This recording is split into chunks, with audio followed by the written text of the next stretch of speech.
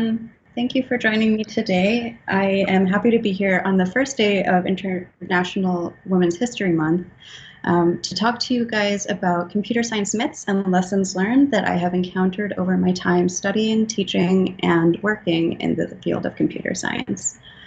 So today what I'm going to go through is a little bit of an introduction about myself, my experiences, and then I'll go through the myths that I've encountered over the time that I've been working and studying in CS, lessons learned, and leave time for questions at the end.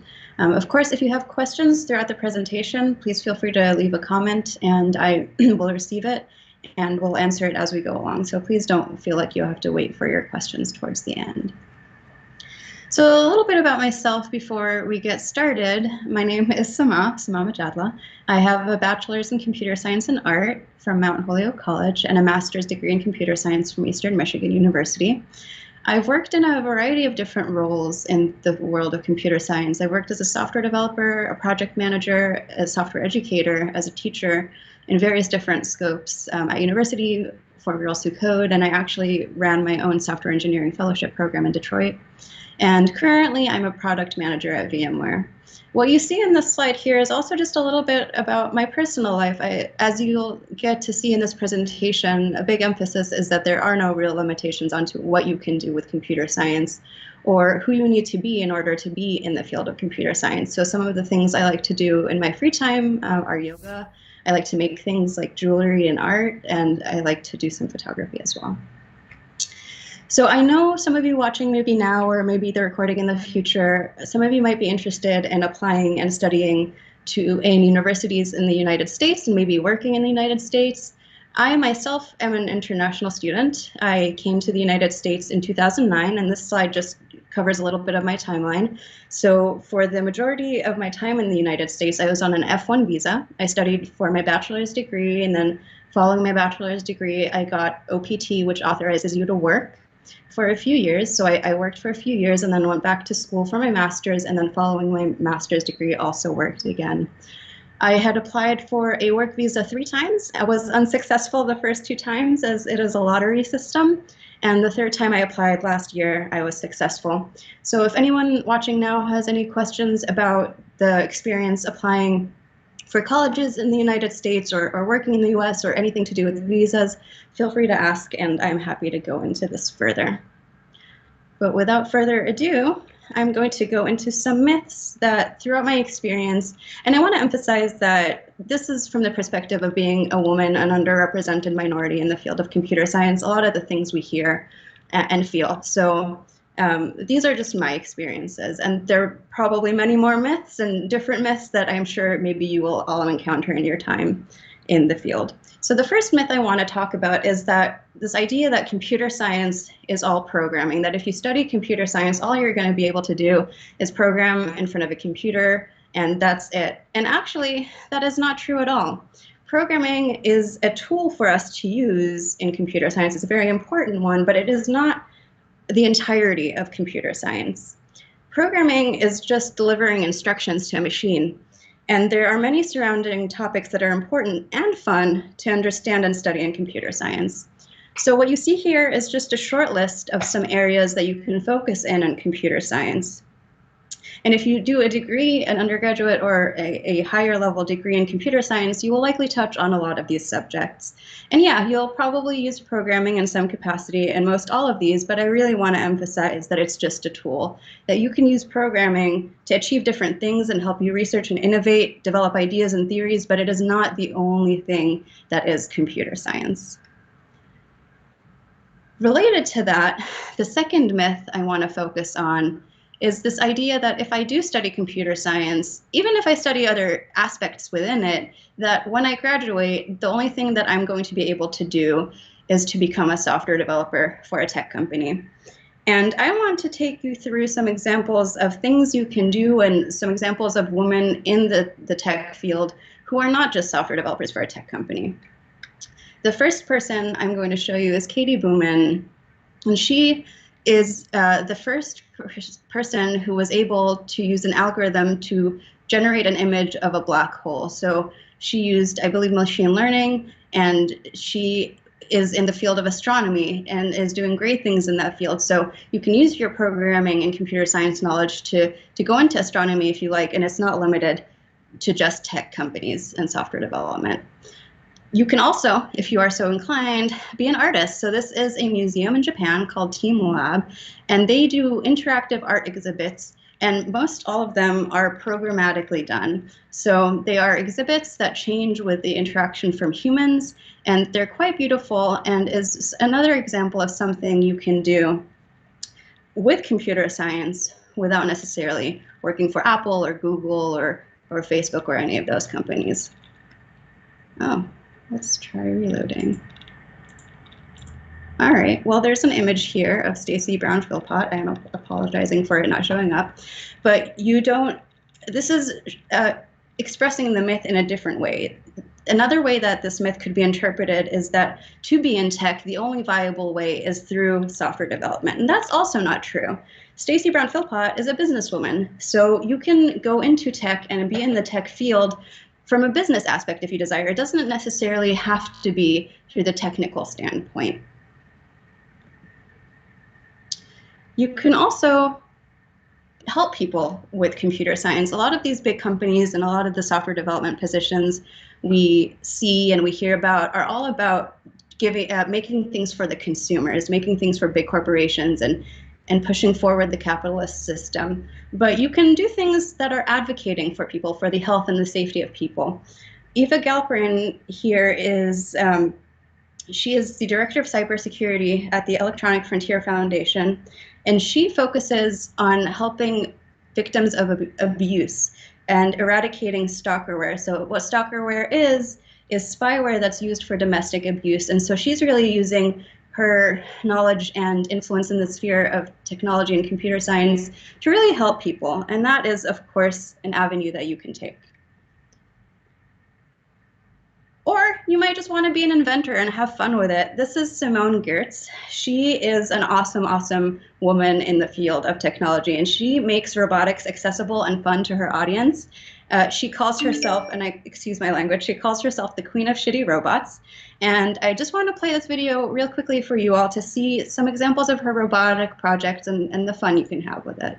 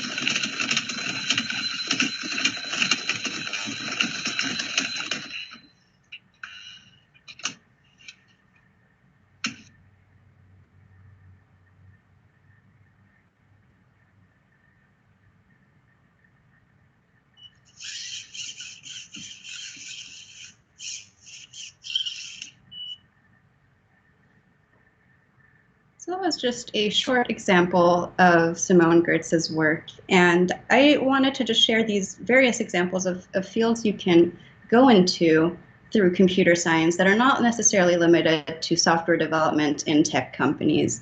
And by no means are the options that you can go into limited to what I just showed you. Absolutely any field that you can think of is amplified by computer science, and you can really use the skills you learn to push forward and innovate in absolutely any field you desire. So there's no limits to how you can apply the knowledge you learn and the skills you gain in the field of computer science. The next myth that I would like to discuss is this idea that you have to be good at math to go into computer science. And I'm going to let you in on a little fact about myself. In my bachelor's degree, I actually only took one math class. And that math class I got to take pass fail. So I could get an A, I could get a B, a C, or a D, anything 60% and above, and still pass and continue on in my computer science degree. So I didn't have a heavy focus in math in my undergraduate degree, and I still graduated with that computer science certificate. So you don't have to be good at math. You don't have to do much math at all if you don't want to. But if you want to and you are good at math, you can certainly utilize it and go forward in your computer science degree with that helping you. If you want to go into graphics or video game design or things that are heavily reliant on linear algebra, it might be helpful for you to be good at math, but it's not a necessary skill to have. A lot of computer science degrees will have you take calculus and calculus 2 and linear algebra and discrete math, and those are very helpful and good to have in your back pocket, but by no means is it a limitation if you do not like math or if you're not good at math that you have no place in the industry. You can choose to go into fields that are more math heavy or less math heavy, and it has nothing to do inherently with being good at computer science. The fourth myth that I want to talk about, and I see this a lot in my younger students when I was teaching, is this idea that computer science is for boys or that it's nerdy, it's not a cool thing to do. And that's not necessarily true at all. In fact, we see a lot in the history of computer science that women were at the foundation of it. And I'm just going to go through a few slides to talk about why we might think that computer science is just for boys or just for nerds. Before that, I just want to look at this chart to look at a little bit of history. This chart is talking about the percentage of bachelor's degrees given to women in the United States. It's separated out by major, and it goes through time from 1970 to 2012. And the percentages we can see here on the left. And I'm just going to focus on the bottom part of this graph where we talk about computer science and engineering. And what you can see actually in the computer science line, the trend actually hits a peak in the 1980s with over 30%, close to 40% of the computer science degrees were given to women in computer science. And so it just shows you that many women were studying computer science, and the decline we see over time. And why that decline is there, this is another graphic talking about younger girls, where we see younger girls are interested in computing programs, but as they get older and they become teenagers and start to go to college, they lose interest. And I just want to talk about why we might see that interest decline, why we might be socialized to think that computer science and technology is not for girls. These are advertisements. I'm not certain what decade these are from, but what you can see is that the boys and the men are very involved in the technology and the computers. They are the ones with the hands-on, and the woman is often just the bystander. She's just looking pretty, looking at the machine, but she's not really involved in it. And when the advertisement is talking about using a machine, they're referring to the dad, the father, and it's the boy that's asking, it's not a daughter. So these are just some ways that advertisement might impact us into believing that computer science is for boys. Or even in popular culture, in movies and in TV shows, a lot of the computer science and the programming that we see, most of the time is done by men. And in fact, this is not really representative of the history of computer science. It might be why we are socialized to believe that women are not part of the computer science field. Well, what I'm going through right now is just some snippets, some screenshots from various Wikipedia pages of women computer scientists who are at the forefront of their fields. And we have, hopefully this is showing you that we have simply just become socialized to believe that computer science is for boys or nerds by the images we see in popular media, in advertisement around us. We are led to believe that we have no place in computer science, but that is beyond not true. The fifth myth that I would like to discuss with you all is that programming, if you decide to go into a field that involves heavy programming, means that you have to be in front of a computer all day. And this image on the left is an example of just one day of work a few years ago for myself. And hopefully it just is there to illustrate for you that yes, you might have some times while you're programming that you're in front of a computer, but a lot of other times you're working through problems with teammates, you're discussing different scenarios, you're drawing diagrams, you're working through problems together. And it is not, in fact, being in front of a computer all day. You can choose to work at a company where that's more the emphasis, less teamwork, more individual work. And that's fine if that's what you choose to do, but there is no requirement that to be a programmer, you have to be in front of a computer all day. And along with that, the sixth myth that I want to talk about is this idea that coding is not a creative habit or hobby. And we are all, I think, mostly familiar with this image on the left where you have two sides to your brain. The left is very logical and pragmatic. It's the math, it's the science. And the right side of your brain is artistic and creative. And that actually is not really how our brains work. And beyond it just being not how our brains work, things like computer science are very creative. You have no limitations to how you solve a problem other than a few simple rules of the language or tool you're using. And I'm just going to show you a few different takes on this. So Minecraft is a video game that maybe a lot of us are familiar with. Minecraft can also be used for educative purposes. You can modify the Minecraft gameplay with different programming languages. And Deirdre Kornstrom, who is the general manager of Minecraft Education, said, though so many don't realize it, coding is in fact one of the most creative activities a student can do, building something with no limitations but his or her own creativity. And I find this to be very, very true because with programming, you can create anything you want with the limited skills you might have or the limited technology and be bound by nothing but that. And you can really innovate in ways that people would have never imagined with technology and coding. You can also create art with programming. So if coding and the ways you can solve problems you do not find to be creative, that's fine. You can actually create artistic pieces programmatically. So all three of these art pieces were generated through a program. And Maria Klaw, who she was the 5th president of Harvey Mudd College, and she was actually previously the dean of School of Engineering and Applied Science at Princeton University. She was in our previous slide of the women in computer science.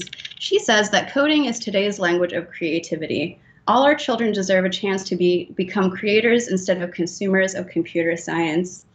And when you think about it, kids growing up today, sometimes in elementary school, are learning the same things that I learned in college. And it's really empowering them to be able to be creative and to solve problems in ways that we might not think of in our perspective, but they have a fresh set of eyes that maybe can see things in a different way. And so with programming, really, like Deirdre Kornstrom said, the only limitation you have is your creativity and how you choose to apply the skills of programming to help the people that might not have access to assistance or any problems that we as a society face today. You can solve a lot of those problems by just using the tools of programming that we have in front of us. The 7th myth that I would like to talk about, and I believe this is our last myth before going on to lessons learned, is that coding is not collaborative. A lot of the times we see, like in the example of popular media images that I showed a little bit ago, a lot of the images we saw were of one person sitting in front of a computer. It's a dark room, it's a dark screen, or maybe you've seen images like this where it's a cubicle farm and you're separated from all your other coworkers. A lot of these images give us the thought that coding is not collaborative, that it is something you do on your own and you don't really talk or work with anyone else. And that as well is not true. So unfortunately, I can't show you the faces of these people, but these are all images of different work settings that I have been a part of. And they're all examples of my coworkers and I working together to solve problems. In the world of computer science, there is a methodology called the Agile Methodology, And it really encourages certain habits and ways of working. One of them is called paired programming, where to solve a problem, you're actually working with another human on that same problem, on the same computer. And there is another concept in the Agile methodology called mobbing, where you work with a group of people on the same problem. So what you see here in the right two images are examples of mobbing, where there's a group of people working on one problem, and sometimes a dog. And on the left, you have an example of pairing, where it's two people working on the same problem, trying to solve it. So if you want, if you are more inclined and better suited to an environment where you are coding on your own, that's completely reasonable. That's valid if that's what you choose to do. And you can find companies where that is more of the environment that they foster. But if you want to work with humans and you want more interactions and you want problem solving to be a joint activity and not a solo activity, you can also find companies where that is a value that they hold. A lot of modern companies are adopting the Agile mindset and using paired programming and a lot of collaboration. So those were just some of the myths that I encountered across my time in the computer science field. And I would encourage you, if you have heard of or experienced other myths, to leave a comment and just share your experiences as well. And now I'd like to go into some of the lessons that I've learned over the years in the computer science field. And these lessons are by no means limited to the computer science field, but it is a lot of these are things that I felt very heavily, and I know a lot of my my peers and my colleagues who are also women were feeling throughout their time as well. So the first lesson that I learned is to try, even if you don't feel ready, even if I don't feel ready. We talk a lot about, in the computer science world, especially as it relates to women, we talk a lot about imposter syndrome, where we are in the field, maybe we have a job or we're in school, but we still don't feel like we belong there, that we don't know enough, that we're really just faking it, and it's only a matter of time until people figure out that we don't belong in this space. And this imposter syndrome is illustrated here on the left, where we feel that what we know, the information and knowledge that we have and the skills that we've gained are just a subset of what other people know. And that's really not the reality. The reality is more what's happening on the right side, where what you know overlaps with what a lot of other people know, but it also is not a smaller portion of what other people know. We all go around thinking that we know a lot less than other people, but that's not true at all. We all have our unique experiences and life journeys that really give us a unique perspective that others will not have access to. And this comes up a lot when you're applying to jobs or to internships or conferences or schools. There have been studies that have shown that men are more likely to apply for jobs if they don't meet all of the qualifications, all of the requirements of that job, as compared to women.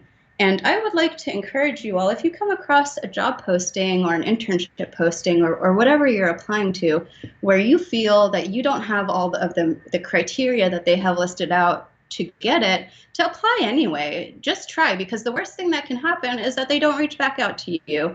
But they might reach out to you and you might get an interview or more. And so even if you don't feel like you are 100% confident in your abilities, you should still try, because some people might see your potential without you even realizing it at that point. The second lesson that I learned in my time in the computer science field is that the people that you meet throughout your education, throughout your work life, they are just as important as the skills you are learning.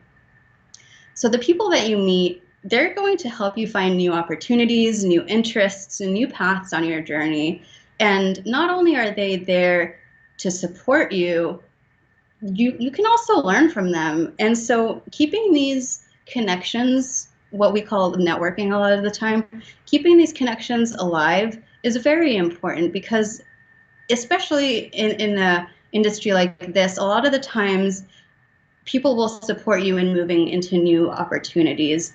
If you have friends who you studied with, I hope that you do not look at them as competition, and instead as a community that will help and support you throughout your career and your education.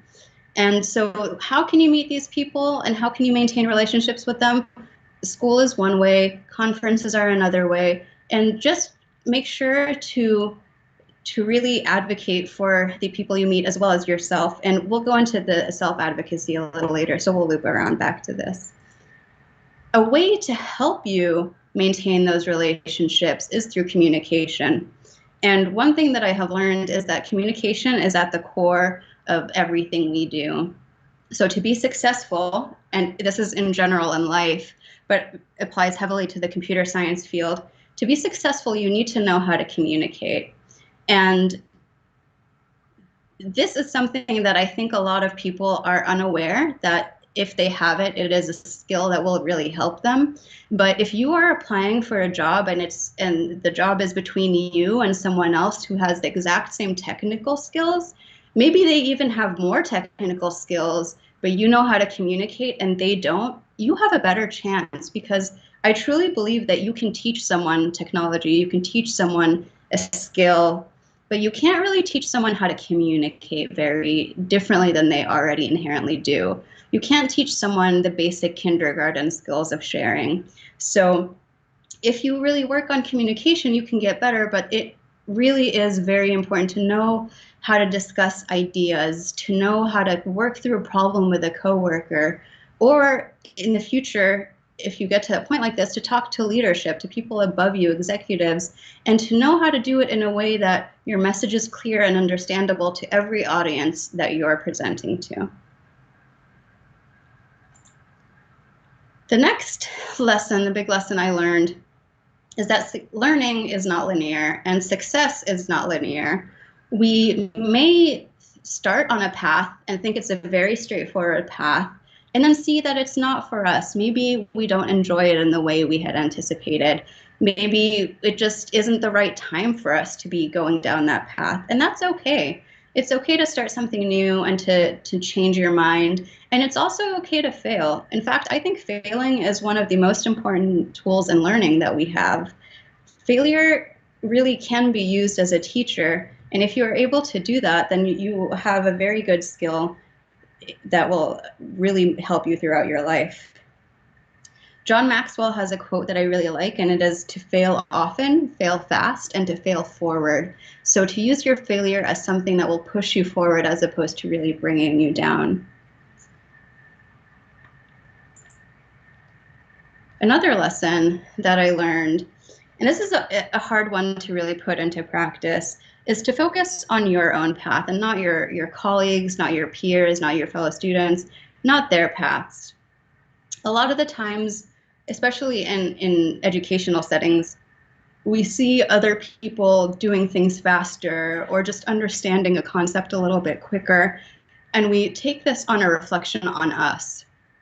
So when I was in my undergraduate degree, I noticed that I took a lot of time to study and I took a lot of time to work through problems, and it felt like my fellow students were not doing the same. They were just able to get it kind of quickly and do the problems and the homework without really working as hard as I did. And it was a mistake to look at other people and think they knew more because they were doing it quicker. There were things that I understood very inherently that they didn't, but I didn't see their time and commitment in working on it because it was just natural for me and I didn't feel a need to look at others. But when I'm bad at something, that's when you start to compare yourself negatively towards others. And that's not helpful. And another thing to keep in mind here is that what you see is really the surface level. You might see someone be very quickly appearing to understand something, but you have years and years of of practice and commitment to that field or that practice that is backing them up in the current moment. So others' confidence is really not an indication of their superiority. And there's also no timeline. So you might start something years after someone else starts it, and that's fine. Your path is your own and your journey is only your own. And it's much more beneficial to focus on where you're going than why you're not at the same pace as everyone else. And the last lesson I learned, and this might be one of the most important lessons I learned, is to advocate for yourself. And no one in your life really is going to advocate for yourself, for you, as you can advocate for yourself. And what this looks like is a variety of different things. So it is about asking questions when you have a question, not feeling like it is not okay to say that you don't know something. It is about maintaining that community, that network of people. So we spoke about this earlier, that the people you meet are important as the skills. So by keeping them in your life and knowing when to rely on them and to ask for help, that is a form of self-advocacy. One thing that I think is very important in this regard is when you have an interest in absolutely anything, to let that interest be known. So in my first job, I realized pretty quickly that I didn't really like being a software developer as a full-time position when I did not have control over what I was working on and what the end impact of it was. So I started letting everyone know as soon as I realized that I would like to try to be a project manager. When there is an opportunity, I would please like to PM. And I told everyone very frequently, because when that opportunity comes up, I want them to think of me. And that did happen. When an opportunity came up for a new PM, immediately what people had in their mind was, oh, Samah has been asking for this opportunity. Well, let's give it to her. Let's see if she can meet the role. And so by advocating for yourself and letting what you're interested in be known, when that is an opportunity, hopefully people will then think of you and come to you. So really ask for help, ask questions, and really share your intentions and your path and your desires with those around you who are able to amplify and support you. So we actually went through this pretty quickly. I had 7 myths and these 6 lessons learned prepared. So I don't have much else to share with you, but I'm happy to take questions at this point if there are any. And if there are not, then I will end the presentation here. All right. So it looks like we don't have any questions. So thank you all for your time, and thank you to the American Center in Moscow for hosting this. I hope you learned something, and I hope that you go forth in the field of computer science and follow your dreams. Thank you.